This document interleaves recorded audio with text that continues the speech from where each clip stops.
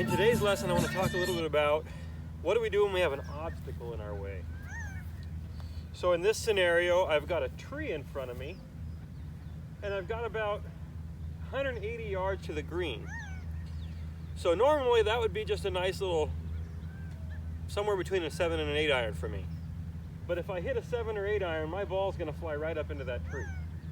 Now, option number one for me is to curve it around the trouble. So in this scenario, I could get to the green. I could hit it out to the right, and I could bend it around the tree. And in the last lesson, I talked to you a little bit about how I go about curving it. So that would be an option. We're going to say that option doesn't exist for this scenario. Second option would be to hit it over the trouble. Actually, that would be my first option. Option one would be to go over. Option two would be to go around. We're going to say that doesn't exist either because it doesn't. I can't hit it over this tree. So I have to go under. And the tree's about 30 yards out, and the limbs hanging down are, they're only 6-7 feet up off the ground. So I have to hit this ball relatively low. Now, how would I go about it? So, first thing I would do is I would determine what club can I get under the tree. So I can hit a 5 iron under this tree pretty easy.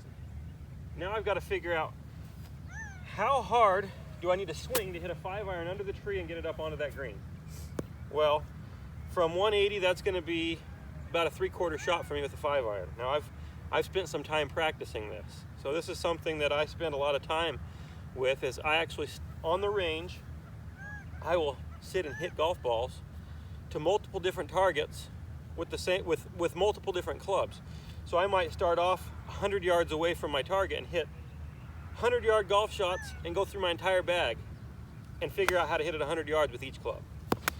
And then I'll move out to 125 and I'll hit every club 125, all the ones that are possible that I can hit that far. Well, my shorter irons, I might not be able to get there. Then 150 and so on. So I've got a pretty good feel for how far I can hit each club and how to get each club to go each distance.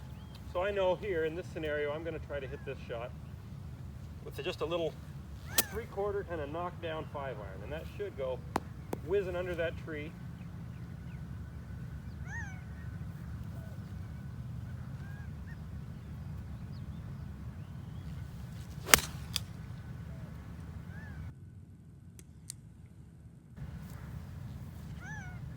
Now you can see that one, it actually ticked a branch. Worked out okay. It kicked it a hair to the right, so my ball ended up just off the right side of the green, but not bad. So I didn't quite hit it low enough. Let's try it one more time.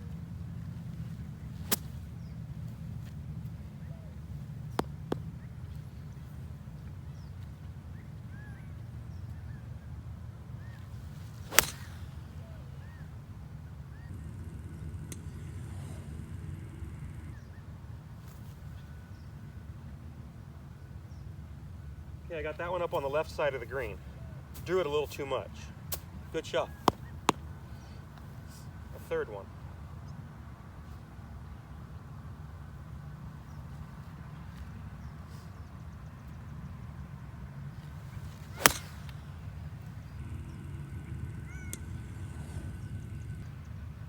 And there's a perfect shot. That was awesome. That one ended up about 10 feet to the left of the hole. Pretty solid. So you can see here the steps for being able to hit your treble shots are: first, determine can you go over the treble and reach the target. If you can't do that, second, can you go around it? And third, it's the last option, is going under. The reason it's the last option is because it's the hardest one to judge the distance. When you're having to hit it low, that ball is going to come out flatter. It's going to roll a little bit more, so it's going to be harder to get it to end up the distance you're envisioning. So that's basically how I go about it. Hopefully that helps.